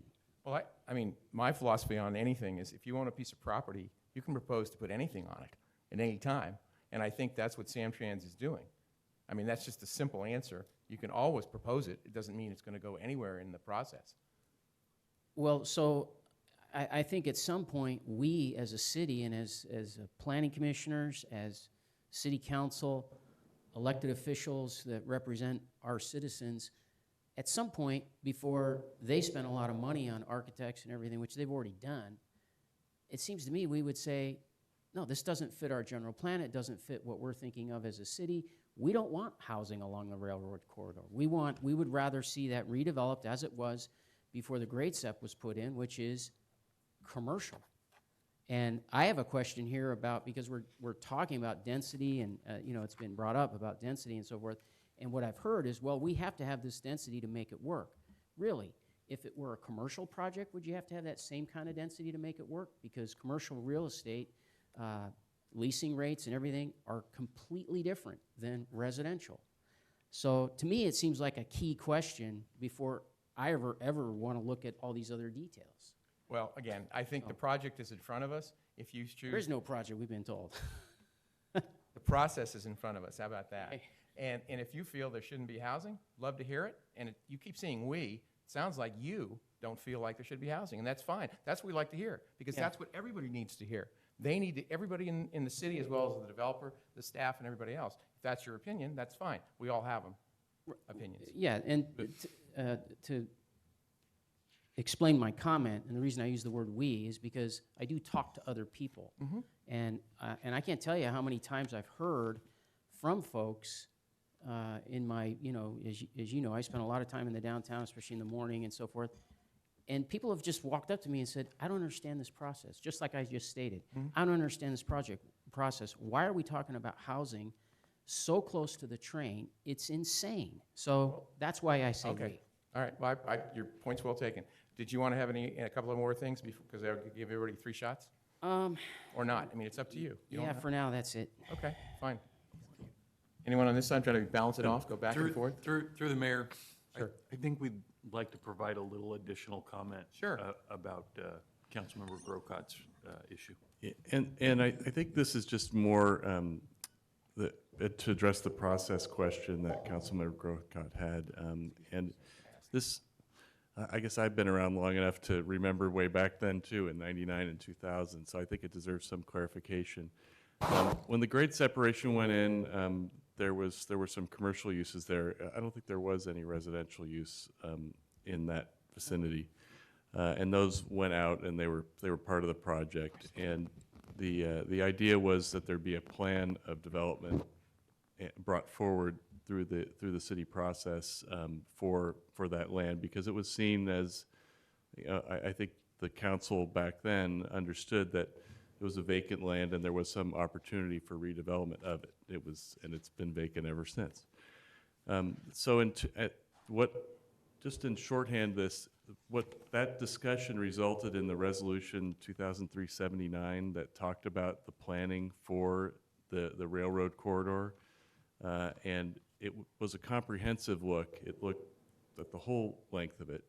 There was some discussion, I think that, I may be getting the timing wrong, but before that, I think there was a West Side specific plan being discussed that was going to identify certain uses on this property, and that kind of rolled into the 2003 resolution. And then fast forward to 2010, the General Plan Advisory Committee, which re-looked at the zoning for the entire community and included this area. So the West Side specific plan never was adopted. It resulted in a resolution, and then when the city was required by state law to look at the general plan, this was looked at, and housing was one of the choices there. I think it's actually was what came out of the general plan, and Mr. Savay can correct me if I'm wrong on that. So we looked at it. Now, that's not to say that from a policy direction, you might not want to give direction for this area. I mean, it's possible for the council to look at different types of uses there. But right now, the general plan allows for this type of development in general. The general plan doesn't say this project has to be approved, or that you have to accept all the assumptions and all the facts that came through for this project as to height, density, and other issues. But it is an allowed use in that space that's part where this project is being proposed. Thank you. Good summary. I appreciate it. Okay. Ms. Anyone on this side? Mr. Marsters? Okay, and I'll limit it to 3. Oh, yeah, we'll But get you. they're kind of. We can go back after 3. I'm just trying to make it 3 at the first crack. They're kind of broad. Mark, I agree with you. I think height is something that really we need to discuss, and the Planning Commission really did not discuss that as part of the EIR, and I think that is a real concern to many of the planning commissioners. Noise, I think, again, there's still the issue of noise, and I think that is going to be a concern with any project coming forward, how noise is addressed. And the third thing that I really have is the general plan. And when I actually look at the project that has been proposed, and I actually have 14 different land use elements in front of me right now where I have serious questions about whether the project that's been proposed meets any of those 14 general plan elements. And so any project that comes forward has to meet the elements of the general plan. And so my advice to the developers is that you need to start looking at the general plan and look at it from the perspective of the Planning Commission and the City Council. Are we going to find the project that you bring forward meets the ideals of our general plan?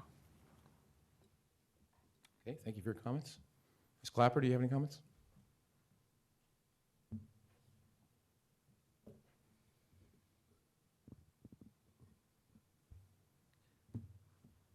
I guess I don't have anything to add to the existing improvement measures or the other items that have been coming out of the mediation. I look forward to seeing plans that do support a good parking solution, good pedestrian and bike access at all of the intersections, and provide some density housing in an attractive format so that this becomes economically feasible and politically doable as a project. I think this is a project that has potential to add a great deal of value to our city in terms of putting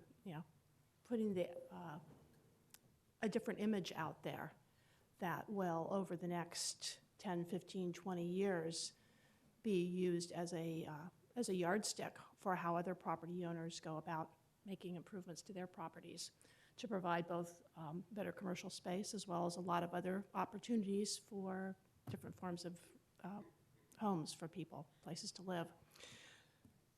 So as long as it's consistent with the general plan, I feel that we're headed in the right direction. As long as we keep resolving these issues, it's not going to be perfect. But I think it's important that we do use that land for a better value for the entire community of San Carlos as well as the region. Okay, thank you for your comments. Anyone on this side? Michael? Bonnie mentioned low-cost housing, and I know that that's an issue with a lot of people here in town. I don't necessarily think that the 15% ceiling of low-cost housing should be implemented, but I do think some level of low-cost housing in this particular project should be incorporated if it does move forward. The two issues of height versus landscaping, a few comments have kind of alluded to the fact that they're the same. If the landscaping is tall enough, then the height of the buildings doesn't matter, and I don't think that's the case, and I'm sure the GESC does not agree with that either. So I think we need to keep those separate moving forward when we discuss those issues. I agree that the consolidation of the shuttles should be moved to the west side, and I know just from my former commuting days where I remember that that was an issue, and I can't imagine living near there and having to endure the daily nuisances that they create. And I don't see any reason why Caltrans and Samtrans can't find a way to move that along And I just wanted to mention. Mr. Mayor, I'm sorry to interrupt you. I just wanted to make sure that just put us back in the ground rules, because what we're talking about is discussing general guidance and having a conversation between the city council and the planning commission. But we don't want to be talking about what we'd like necessarily, how the project's going to come forward and make opinions about what different items we would like to see in the project. And the reason for that is you're going to be considering it later. We haven't seen the actual project. I think you could talk about, these are things that I'd like to have us look at. But I think there's a couple of statements there I just felt a little uncomfortable with. I wanted to kind of bring direction back to the ground rules of a study session. This is not an easy situation. Yeah. This is not something that works well, as Mr. Grocott indicated before, and it's a difficult thing because, like you said, what are we talking about? So I think as Mr. Rubin said, I guess basically what our comments should refrain, and again, no criticism of you, Michael, because I probably would have done the same thing if I'd gone ahead of you, is to try to be more general in this as opposed to specifically saying I'm for this or against this or something like that. So sorry to interrupt. Go ahead and finish your comments, please. And I'm not saying that I'm for or against the project in any way, shape, or form, but, and I just wanted to comment on Mr. Grocott's comment about housing and possibly moving this to a commercial focus. But as we all know, housing is an enormous issue in San Carlos, and I think any housing project that's brought before the Planning Commission and the City Council should be seriously considered, because everyone wants to live here, it seems, and is willing to pay quite a price to live here. And we have very little land to build any housing on, and this is really a viable option for some people. Maybe not some of you that would want to live in this location, but I'm sure we've driven up and down 101 many times saying, who's going to live in those houses they're building right next to the freeway? And yet, there's always people living there, so. Thank you, Michael. Mr. Collins? Well, after all of this, I think my questions are coming down to project questions rather than process questions. There are lots of things I would like the Planning Commission to talk about, but it sounds to me like this is not the right format since the project hasn't formally been submitted yet. Do I understand that correctly? I think this would be the forum to share any thoughts you would like to see explored by the developer, by the Planning Commission, by the staff as the process moves forward. All right. So to the extent that you have thoughts about the project that you would like to see vetted further down the road in the process, I think you want to share those tonight. Okay. Well then, let me go ahead. Just excuse me, a few things. I sit on a couple of housing boards. I think anybody that knows me knows that I'm a big advocate of housing. I don't think we have enough. I would like to see more people be able to live on the peninsula. Unfortunately, there aren't that many places to build anymore, and this is one of the only places left in this town to build. But having said that, one of the things I would like to see explored as we go forward is what is the minimal acceptable level of profitability in this project. And I think I want that obviously done on an independent basis.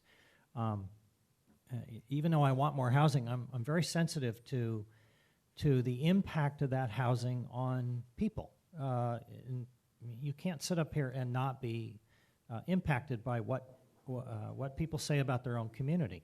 And I think we have a lot of people in this town that care about their neighborhoods. Particularly in this neighborhood, since it's surrounded by a freeway and a railroad and access roads and that sort of thing. So we have to do a lot of careful planning.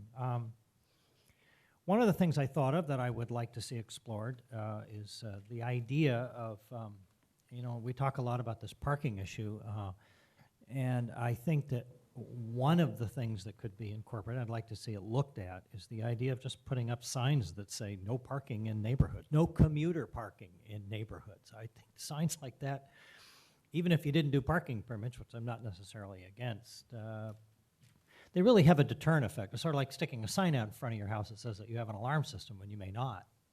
By the way, I have an alarm system and I have a sign, so in case anybody's having any thoughts. And the other thing I want to see as this process goes forward, and I've seen it in the history of this town, is that whenever there's a project like this proposed, I want to see alternative designs, not necessarily alternative projects, although everybody else is free to suggest those, and I'm not averse to looking at them. But I really would like to see alternative project designs. I'm not aware of any more than one or two right now, and one of them apparently has been rejected out of hand, which I happen to like. So that's one of the key things I'd like to see as this process goes forward. Is I want to see as many designs as possible for us to consider. I just think that that's a very important part of this process, because there's probably or possibly a project designed out there that hasn't been designed that everybody will look at and agree is a pretty good idea. So that's one of the things I'd like to see. The last thing I was just is a question. Mr. Rubens, you brought up this resolution that was passed in 1993. Someone was kind enough to email it to us today, so I printed it out and I was reading it. But the way I understood, were you saying that it was or was not binding as part of the general plan? Is it incorporated in the general plan? Yeah, that resolution was looked at as part of the General Plan Advisory Committee, and it was, the language of it was incorporated within our current general plan. Okay, that's good to know, because it specifically says in here that one of the guidelines is to promote mixed-use pedestrian-friendly development, which to me implies housing, along with commercial enterprises. And resolutions are always something that could be changed by city councils that are after that resolution. They're different than an ordinance, which also could be changed. The general plan is harder to change. That's the constitution of development. It's intended to be hard to change. So the fact that it was incorporated in the existing general plan has some legal significance. Thank you. That's all I have. Okay, thank you, Mr. Collins.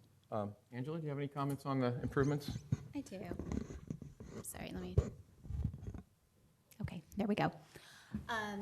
Really, my only comment at this point is that I know that for me, and I can't speak for everybody on the commission, but I think some of you may share my opinion, we really tried our best through our many meetings to try to limit our comments to the merits of the EIR, with the understanding that once the entitlement process came about, we would be able to have more than just a discussion on the improvement measures. Because I think, and I want to say I might be quoting myself word for word, but one of the things I said prior to the approval of the EIR is that, and the improvement measures, is that it doesn't come close to addressing the challenges that I have with massing and height in particular, but also some of the conformance with specific general plan land use items, and the view, as well as some significant noise and parking issues that I just don't think have been adequately addressed.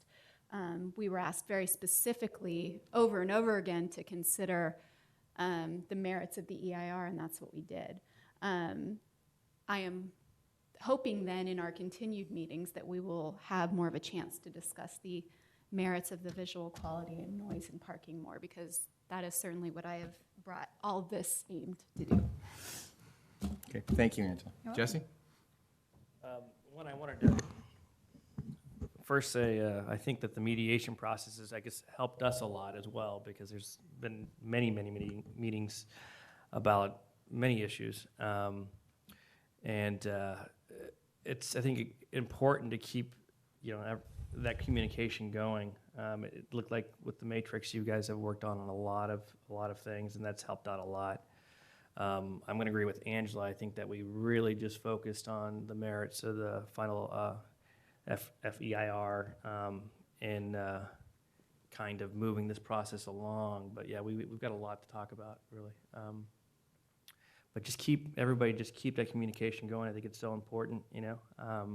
Everyone has a stake in this. So to continue that process, I kind of looking out a little bit, I would like to see some sort of affordability aspect kind of looked at again. As a professional that does this for a living, I mean, it's getting really bad. And very few people can afford to live here. So I'd like to see that maybe examined as the financial aspects of that and see if we can kind of look at that a little bit more. Okay, great, thank you very much. Mr. Mayor, may I clarify quickly? Sure. With regard to the process issue, the next step in the entitlement phase does not limit the planning commission or the council from addressing anything you want to in any parking, height, visual impacts. So it's unlimited in terms of your level of discussion or what you're interested in. Just wanted to clarify that. Okay. Thank you, Mr. Svay. I just had a couple of, the items for me that I think that Planning Commission is certainly going to be vetting and will be vetting is the height. I think that's an important item that we need to discuss. That's a very important one. Parking permits. I will make the comment that I go to occasional Giant games, and those are after hours. And I can't guarantee because I don't live in that neighborhood, but I'm guessing there's a few folks that park in the neighborhood. So parking permits may not be such a bad idea, or maybe, depending. But I think that needs to be vetted also. And then one of the items that number 15, noise attenuating construction materials. I think that needs to be discussed. In that, I want to make sure that whatever we put in here, if there is a project, that it's all doable. And if it's not doable, then it's great to ask for the moon and the stars, but it has to be something that can be physically done. And so that's one of the items that I think needs to be discussed. And the other items brought up, and again, I'm not cutting this off. I'm not the last one. I'm going to go around again if someone needs to speak. I think all of us have spent a lot of time on this Planning Commission, probably more time than we have at this point, and that's usually the way it works. And in the future, you'll probably spend an inordinate amount of time, do a lot more of the heavy lifting, and then it comes to us, and we'll do some lifting. This isn't going to be any kind of a one-meeting deal. I can guarantee you it isn't. And I'm going to try to make sure we get a lot of input from the public, as I did tonight. I think that's extremely important. As I said I think in the press, this is the biggest, excluding the hospital, this is the biggest project that I've seen in my 30 years here. And so this is, very, very important. And I don't think anyone should doubt that any of the people up here, any of the 10 of us, are taking this in any way lightly. And we're gonna work hard on it. Other comments? Yes, Mr. Grocott. Just to tag on something you said about the sound attenuating materials, building materials.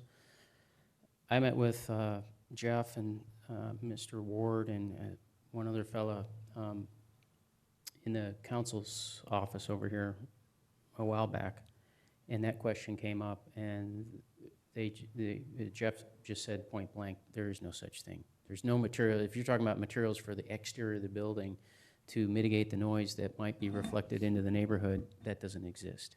But that said, I think one of the concerns I have, and it came up when, if you remember at our EIR meeting for the council, there was a fella who got up here. He didn't have really good language skills when it came to English because he was, I think, of Chinese heritage, something like that. But he gave a really interesting presentation all about noise and sound and so forth. And I was very intrigued by that because, as you know, I've studied architecture in college and practice it, and I especially remember courses I had in college about noise and attenuating noise, dealing with noise as it impacts in the environment. It's almost more of a mystery than it is any kind of science. I would like to see more, especially as a project. If a project's going to develop and something more concrete is going to be presented to us, I think that really needs to be looked at because the things that fellow was talking about have merit. The idea of noise is a little bit like a liquid in the sense that if it can find a place to punch through and get to the other side, it will. So when you have gaps between buildings, what happens to that noise and how much it's accentuated because it's being squeezed through a space and then gets punched out the other side, that could have an impact on the western hills. And then the noise that gets bounced off of buildings and sent over to the east side, I almost think that's a mystery. It's a little bit like when we put in sound walls along the freeway and then find out, oh, we've dealt with the noise in the neighborhood next to the freeway, but now, all of a sudden, 15 blocks away, we got people complaining about noise. Or I'll give you another example. When the airport does engine run-ups at night, I used to live in a part of San Carlos, nowhere else in San Carlos, but this one area gets hit by low frequency noise, and because you have to look at the sound wave. So, like I said, noise is a very critical issue, and I think there needs to be a little bit more science as it exists applied to whatever project comes forward. Okay. Mr. Olbert. Thank you, Mr. Mayor. Couple of things, some of which have been touched on before. I just want to reiterate and find a little bit different angle on a couple of them. Protection for Old County Road. That's something that various people have talked about, and I believe Mr. Silverman referred to I shared your opinion about the nature of the letters that were being offered. But I also understand, I think, the limitations that the other side, feels it's operating under. I would hope that the issue of thinking about how we could protect Old County Road through this review and entitlement process would be something that the commission would look into. That would be definitely something I'd be interested in as an alternative perhaps to the letters. Landscaping. The one thing I wanted to add about landscaping, I'd like to see some thought spent on whether or not, in addition to sort of specifying the landscaping, do we have the ability, as part of the approval for this process, for this project, to assign responsibility for maintenance of it? Various people have alluded to the fact that the maintenance hasn't always been that great in some areas. The city itself has been a little bit behind the curve on maintaining some of the things. So not just the definition of the landscaping, but also the maintenance of it is an issue I'd like to see explored. And then there was one dimension of this that was touched on very briefly by Mr. Savay. It has to do with the Class A office space. And I'll just throw this out there, speaking for myself. I actually would love to have more Class A office space in San Carlos. I think many of us have talked on many occasions that there's a dearth of it in town, and it actually would provide significant value to the community to have more of it.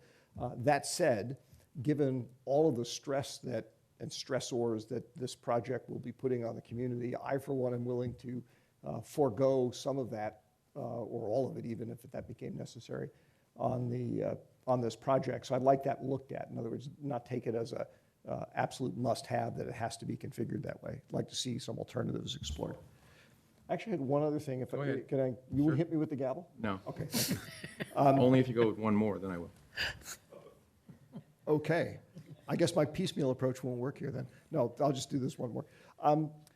There's been a lot of discussion tonight about noise, and I support all the comments that have been made by my colleagues. The one additional thing that I'd like explored, and I have no idea whether we could include it in the entitlement process. That's why I'd like it explored. We essentially have a project here that is going to be brought forward by Legacy, but clearly Samtrans, Caltrain are intimately involved in this because it's being built on their land, okay? And Caltrain in particular is a potential source of noise generation from running trains. So if it were possible, I'd like to see explored whether or not requirements could be put on the project so as to not, I'm not trying to, since some of those like electrification and high-speed rail, we don't know when and if and what nature they're going to take when they're actually formed. I guess I'd like to see whether or not it's possible to structure the approvals in such a way that we don't rule out future noise reduction possibilities that might become necessary down the road.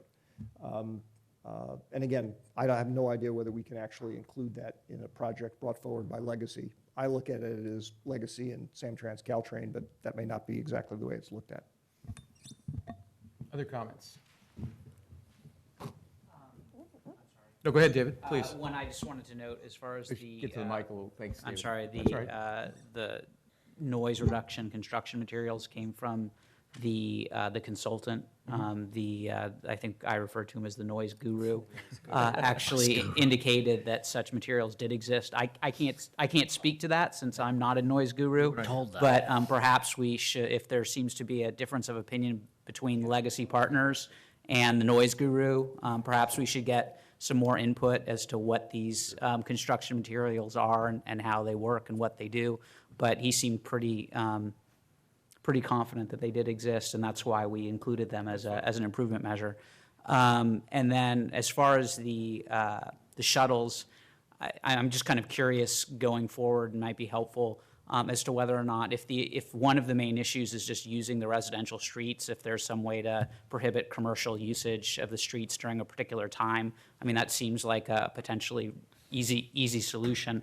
Although I wonder, I mean, the shuttles exist now. They seem completely independent of the project. So, you know, I guess I would also like to understand better what we could do as part of this project to affect an already existing, seemingly independent issue.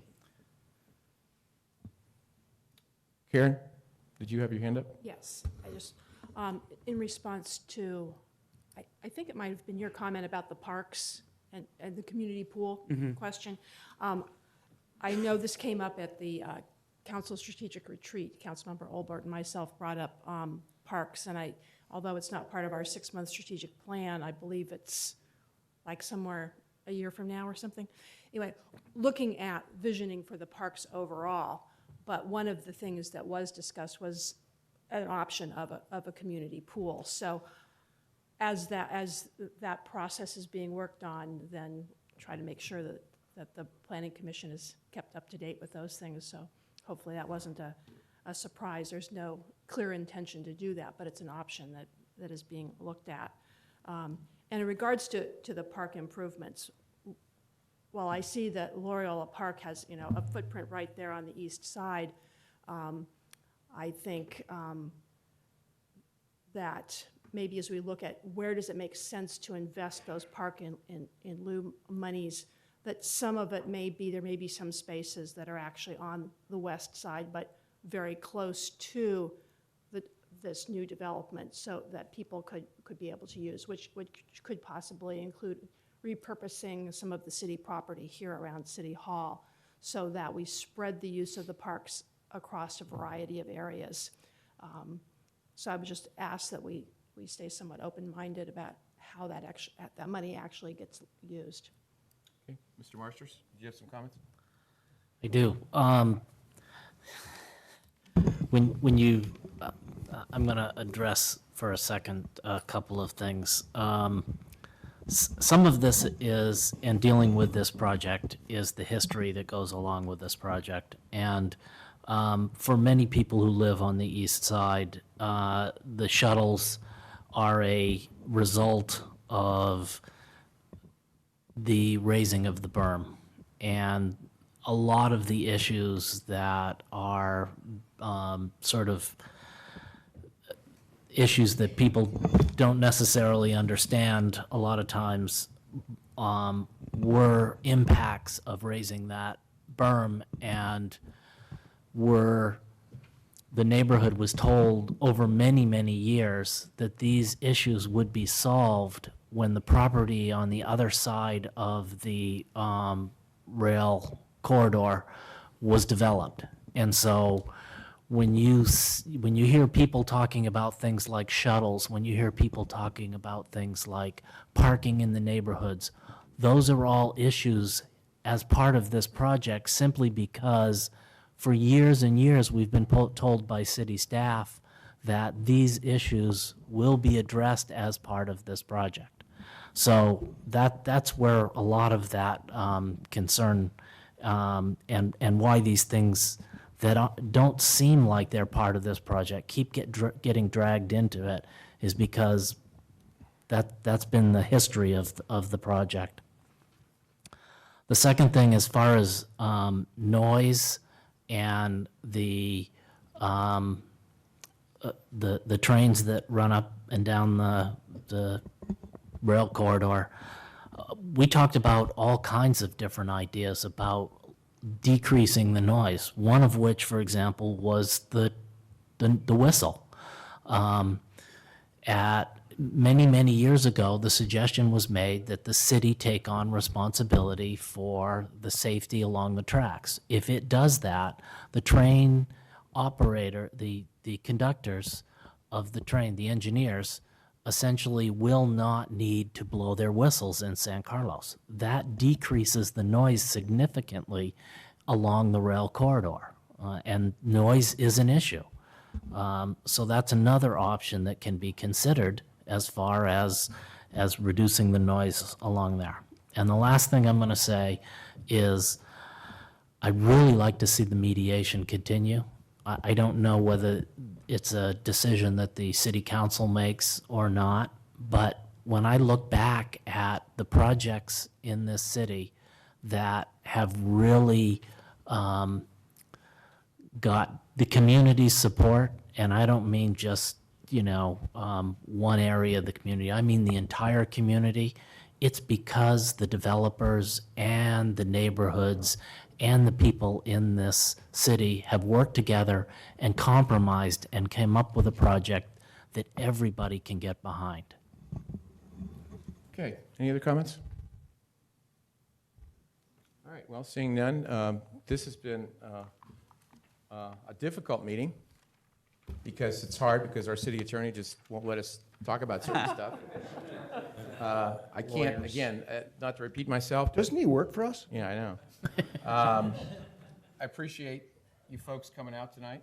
I appreciate you folks coming out tonight to deal with some of these issues. I think in some ways it's given some good information to all parties involved in this. Like Mr. Marshers, I hope that the mediation continues too. And we hope we can get adjudicates or agree on certain items and perhaps less items to talk about, perhaps not. As again, I can't say it enough, this is not going to be something that's going to be done in 5 minutes. And staff knows that, we know that, you know that, the citizens know that, the East Side knows that, everybody does. And I want to make sure everybody understands that we're going to be talking about these items a few more times. So anyway, yes, Mr. Collins. Apologize, I just was trying to think of my last comment. One of the things that I would like to see come out of this process, and I've mentioned this before, both to Legacy Partners and to staff, is that once we get through this preliminary process, that one of the things that the Legacy Partners people do is, and I would like to see it, hopefully part of the improvement measures, is to hold community meetings. There have been a lot of meetings. East Side's had meetings. You've had, 10, 12 meetings. There have been private meetings. There really haven't been any town hall style meetings where they have appeared, say, at the library or some other venue, maybe Hiller, I don't know. But some venue where the public in general, or the city in general, is invited to comment on this project and possibly give suggestions to the developer that might enhance or improve the project. We've had a lot of input from people who are immediately affected. But once it's done, this project is going to affect everybody who passes through this city, everybody who lives in this city. Most people ought to know what this project's all about. And one of the things I've talked about all along is if we had community meetings or town hall style meetings on plastic bags, I think we can have we can have town hall style meetings. At least one, maybe two, maybe three, depends on who shows up and who's interested on this project. Okay. Thank you. All right, on that note, we will again have your meetings. You'll have your meetings, we'll have our meetings. We'll be working on this project. So thank you very much. Thanks to all the folks that came. Hopefully people are watching. Thank you. Adjourned.